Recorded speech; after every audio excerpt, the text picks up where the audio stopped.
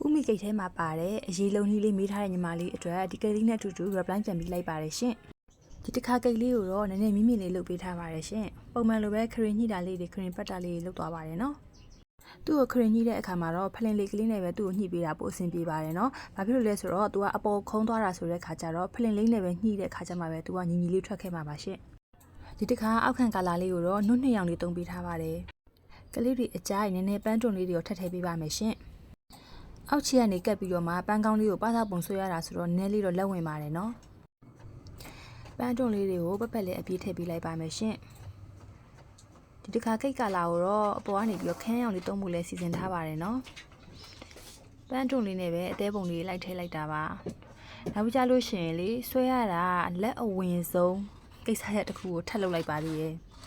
အဲ့ဒါလေးကတော့ခရင်ကိုအမြင်လေးတွေကိုwhite ဆွဲရပါတော့အဲ့ဒါလေးကအရန်လက်ဝင်တာကိုဆွဲတဲ့လက်ကမငြိမ်ဘူးဆိုလို့ရှိရင်အဲ့ current white တာလေးကလေပြတ်ကျတတ်တယ်ရှင်အဲ့ဒါလေးကအရန်ဂယူးဆိုင်ရတယ်အဲ့ဒါဆွဲတဲ့ချိန်ဆိုရင်အသက်တောင်မရှူရဲဘူးပြတ်သွားမှကြောက်လို့ရီးသားနဲ့ပြတ်မှမကြောက်ရအောင်ဒီ current ကြိုးလေးတွေပြတ်မှကိုကြောက်နေရတယ်ရှင်အယုတ်ကကိုတုံးလုံးလေးဆိုတော့ရှက်စရာလေးအင်ကြီးဝတ်ပေးလိုက်အောင်မယ်နော်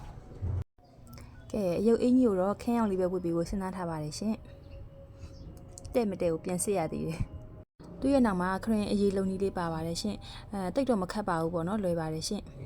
။လူရတာချမ်းတော့ကာလာဆိုရင်အဲ့လိုအနုလေးတွေမှပဲကြိုက်တာ။အဲဒါကြောင့်မလို့လဲသူ့ကိုလည်းနုနုရွရွလေးပဲပြန်ဆင်ပေးထားတယ်။ခရင်အရေးတွေကိုထိမ့်မှုအတွက်ကိုဖလင်လိတ်အမအတောင်လေးလိုပါတယ်ရှင်။ဒါလေးကတော့ဘက်ကရီစပိုင်းဆိုင်နေမှာရပါတယ်ရှင်။ကိတ်ဘေးပတ်တဲ့ဖလင်လိတ်အတောင်ဆိုပြီးမိပွင့်ရပါတယ်နော်။အရေးလုံးလေးကတော့အရန်လွယ်ကူပါတယ်ရှင်ပုံမှန်ခဲနေတဲ့ခရင်ဘူးကိုပဲအပြင်မှာအရေးပြောင်းထားပြီးတော့ပဲသူ့ရဲ့အရေးကိုပဲပြန်သုံးသွားတာပါရှင်ပြီးတော့ကိုရောချင်တဲ့ကာလာအရေးလေးကိုရောလိုက်ရပါတယ်ကျမကတော့ယူနီကွန်းရဲ့ပါပယ်ကာလာလေးရောထားပါတယ်ရှင်အဲ့ဒါလေးကိုမှ2ဆက်လောက်ပဲထည့်ထားပါတယ်ရှင်ဒီလိုမျိုးအရေးကြဲလေးလိုမျိုးပဲပြပြလေးလိုမျိုးလေးအဲ့လိုမျိုးလေးထွက်ခဲ့တာပါရှင်ခရင်အရေးကတော့ကိုကျဲတဲ့လောက်အနေအများထည့်လို့ရပါတယ်ရှင်ကျမကတော့ခရင်တွေကိုအများကြီးမထည့်ချင်ဘူးပေါ့နော်အဲ့ဆိုကျမကပန်းတွန့်လေးတွေလည်းဖော်ထားတယ်ပြီးတော့အဲ့ခရင်အရေးတွေကိုလေကိတ်ပေါက်ထီကိုစီးသွားတော့ကျမမကြိုက်ဘူး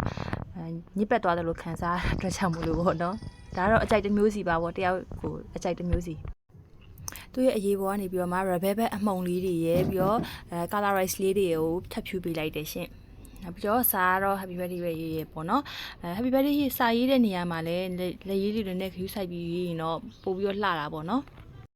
စာရေးတာလေးပြီးပြီဆိုရင်တော့အရှိရှိုးတော့မှသွားပြီးတော့မှဒီကိတ်လေးကိုဗီဒီယိုရိုက်ပါမယ်ရှင်ကိတ်ဆွဲရနဲ့ပတ်သက်ပြီးတော့မှမေ့ချင်တာလေးရှိရဆိုလို့ရှိရင်လည်းကိုမမမေ့ခဲ့လို့ရပါတယ်နော်အခုတော့ showroom မှာဗီဒီယိုရိုက်ဖို့အတွက်ကိုယူသွားပါမယ်ရှင်